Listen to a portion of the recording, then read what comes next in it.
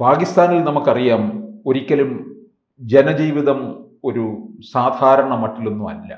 അവിടെ എപ്പോഴും അവർക്ക് ഭീകരത വളർത്തുക, അത്തരത്തിലുള്ള കാര്യങ്ങൾക്കാണ് അവരുടെ രാജ്യത്തിൻ്റെ സാമ്പത്തികം പോലും മുഴുവൻ ഉപയോഗിക്കുന്നത്. അവരുടെ ജാതകം അങ്ങനെയാണ്. അതെ, ജനജീവിതത്തെക്കുറിച്ച് അവർക്ക് യാതൊന്നും അറിയേണ്ട കാര്യമില്ല. പക്ഷെ പുതിയ കാലത്തിൽ വരുമ്പോൾ പുതുതലമുറ നമ്മൾ കണ്ടതാണ്, ബംഗ്ലാദേശിലും നേപ്പാളിലും കണ്ട അതേ തരത്തിലുള്ള പ്രക്ഷോഭത്തിലേക്ക് പാകിസ്ഥാൻ നീങ്ങുകയാണിപ്പോൾ.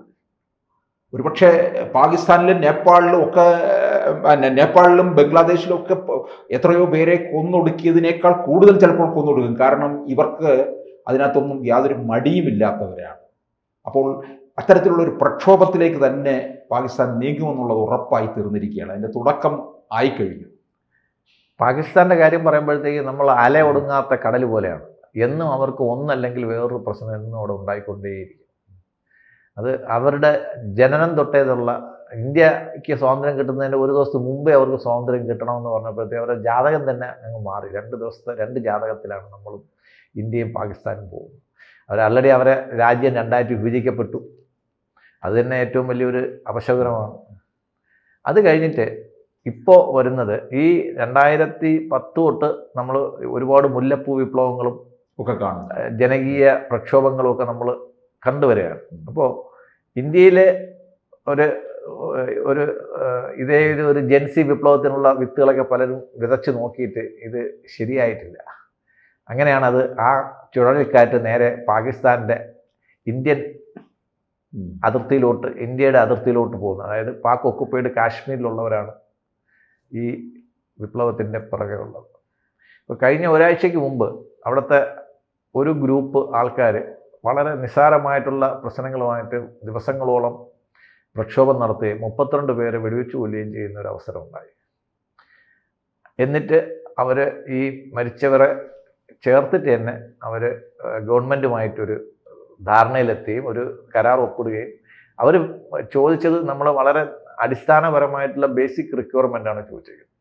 ഇപ്പോൾ പാകിസ്ഥാനിലൊരു പ്രത്യേകത എന്ന് വെച്ച് കഴിഞ്ഞാൽ അവിടെയുള്ള ജനങ്ങൾ ഓരോ വിഭാഗങ്ങളും ഓരോ രീതിയിലാണ് ട്രീറ്റ് ചെയ്യപ്പെടുന്നത്.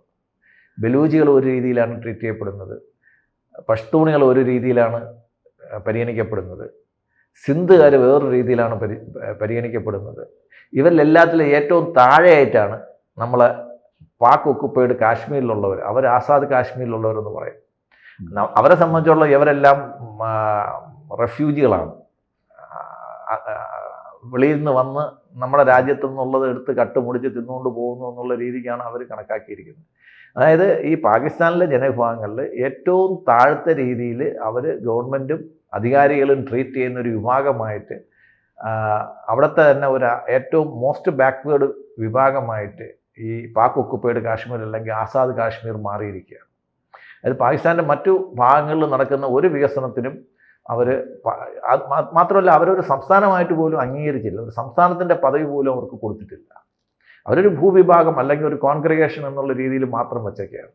ഇതിനെതിരായിട്ടാണ് അവർ നടത്തിയ ഓരോ പ്രക്ഷോഭങ്ങളും. ബജറ്റിലെ വിഹിതമൊന്നും പാക് ഒക്കുപ്പൈഡ് കാശ്മീരിന് ഇല്ല. അപ്പോൾ അവിടുത്തെ വികസനങ്ങൾ വേണ്ടിയിട്ട്, നിസ്സാരമായ കാര്യങ്ങൾ വേണ്ടിയിട്ട്, ജലസേചനം പോലും അവിടെ നടക്കാത്ത രീതിക്ക് ഈ 75 വർഷത്തെ പുരോഗമനം പാക് ഒക്കുപ്പൈഡ് കാശ്മീരുകാർക്ക് നേരിടേണ്ടി വന്നിട്ടുണ്ട്. ഈയിടയ്ക്ക് ഒരു മൗലവി തന്നെ പറഞ്ഞു, ഇന്ത്യയെ പാകിസ്ഥാനുമായിട്ട് യുദ്ധം ചെയ്ത് കഴിഞ്ഞാൽ നമ്മൾ ഇന്ത്യയോട് ചേർന്ന് നിന്ന് യുദ്ധം ചെയ്യണം. ആ രീതിയിൽ ഒരു മെൻറ്റാലിറ്റി അവിടെ വളർന്നു വരുന്നുണ്ട്. ഒരു പ്രോ ഇന്ത്യൻ മെൻറ്റാലിറ്റിയും ആൻറ്റി പാകിസ്ഥാൻ മെൻറ്റാലിറ്റിയും അവിടെ പതുക്കെ വേരൂന്നി വരുന്നുണ്ട്. അല്ല, അവിടെ ഇടയ്ക്ക് പ്രശ്നങ്ങൾ ഉണ്ടായപ്പോൾ പോലും യുവതലമുറയിൽ നിന്നുള്ള സമൂഹ മാധ്യമ പോസ്റ്റ് തന്നെ വന്നതാണ്, മോദിജി ഞങ്ങളുടെ രാജ്യത്തെ രക്ഷപ്പെടുത്തു എന്ന് പറഞ്ഞു. അതെ, അപ്പോൾ ഈ ജനങ്ങളിലുണ്ടായ പൊതുവേ ഉണ്ടായ ഒരു അൺട്രസ്റ്റ് യുവതലമുറയിലേക്കും കൂടെ പകർന്നിട്ടുണ്ട് എന്നുള്ളതാണ് ഇപ്പോൾ നമ്മൾ കാണുന്ന ഒരു വിശേഷം. ഈ പ്രായമായവർ ഗവൺമെൻറ്റുമായിട്ടൊരു സഖ്യത്തിൽ ഏർപ്പെട്ടെങ്കിലും യൂണിവേഴ്സിറ്റിയിലുണ്ടായ ഫീസിൻ്റെ ഘടനയും മറ്റു കാര്യങ്ങളുമായിട്ട് വിദ്യാർത്ഥികളുടെ പ്രക്ഷോഭം അവർ തുടങ്ങിക്കഴിഞ്ഞു. അത് വളരെ രക്തരൂക്ഷിതമായി. ഇന്നലെ ഒരാളെ വെടിവെച്ച് കൊന്നു എന്ന് പറഞ്ഞാൽ, അജ്ഞാതനാണ് വെടിവെച്ച് കൊന്നതെന്ന് പറഞ്ഞാൽ, ആര് വെടിവെച്ചു എന്നറിയത്തില്ല, എന്തായാലും ഒരാൾ മരിച്ചു. അത് വരും ദിവസങ്ങളിൽ, കാര്യം വിദ്യാർത്ഥി പ്രക്ഷോഭം മറ്റ് പ്രക്ഷോഭങ്ങളെ പോലെയല്ല, അവർ യങ് ബ്ലഡാണ്. അവർക്ക് അങ്ങോട്ടും ഇങ്ങോട്ടും ഇടത്തോട്ടും വലത്തോട്ടും ഒന്നും അവർ നോക്കത്തില്ല. അവർ കത്തിക്കയറിയും പോകും.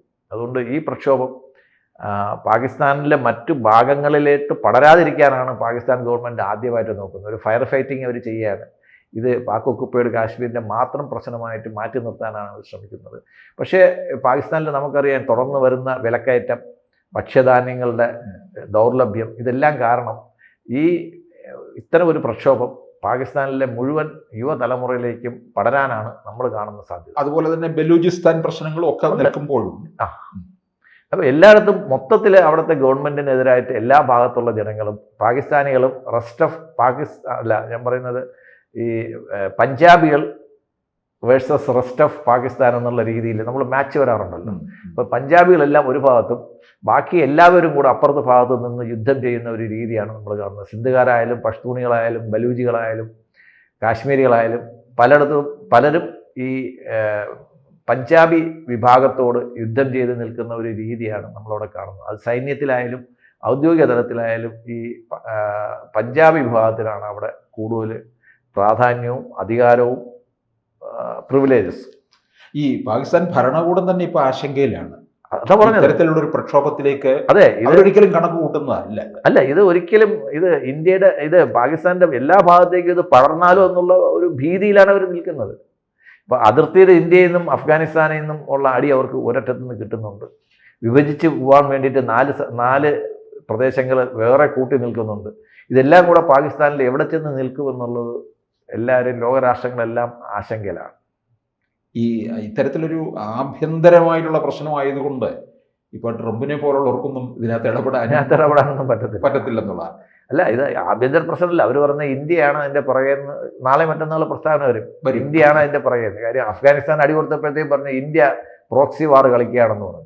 ഇവിടെ വിദ്യാർത്ഥികളുടെ പ്രക്ഷോഭം രൂക്ഷമായി കഴിഞ്ഞാലും പറയും ഇന്ത്യയാണ് പാക് ഒക്കുപ്പൈഡ് കാശ്മീരിലുള്ളവർക്ക് ആയുധവും പൈസയും കൊടുക്കണമെന്ന് പറഞ്ഞിട്ട് ആരോപണം എപ്പോഴും നമ്മുടെ തലയിൽ വരും.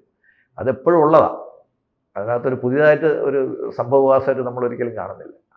അല്ല, ഇതിനകത്ത് ആ പ്രശ്നം എന്ന് പറയുന്നത് ഇവർക്കൊരിക്കലും മറ്റ് രാജ്യങ്ങളിലെ ജനങ്ങൾ ജീവിക്കുന്നത് പോലെ ജീവിക്കാൻ പറ്റാത്ത ഒരു സാഹചര്യമാണ് പാകിസ്ഥാൻ ജനതയ്ക്ക് അനുഭവിച്ചുകൊണ്ടിരിക്കുന്നത്.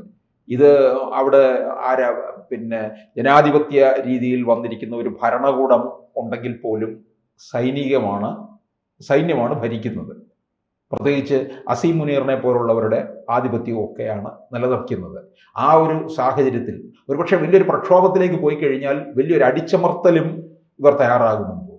അല്ല, നമുക്ക് ഒരു മൾട്ടിപ്പിൾ വാർ ഫ്രണ്ടാണ് അവർ തുറക്കുന്നത്. അകത്തുള്ള ജനവിഭാഗങ്ങൾ, ജിയോഗ്രഫിക്കൽ ഐഡൻറ്റിറ്റി ഉള്ളവർ, വെളി രാജ്യങ്ങളിൽ നിന്നുള്ളവർ, പാകിസ്ഥാൻ ഇപ്പോൾ അതുകൊണ്ട് അവർ കൂട്ടുകൂടിയിരിക്കുന്നത് ബംഗ്ലാദേശിനെ വരെ അവർ കൂട്ടുപിടിച്ച് നോക്കി എങ്ങനെയെങ്കിലും ഒന്ന് ജമാഅത്തെ കൊണ്ടെങ്കിലും ഒന്ന് സമാധാനിപ്പിക്കാൻ വേണ്ടിയിട്ട് അവർ പരക്കം പായുകയാണ്.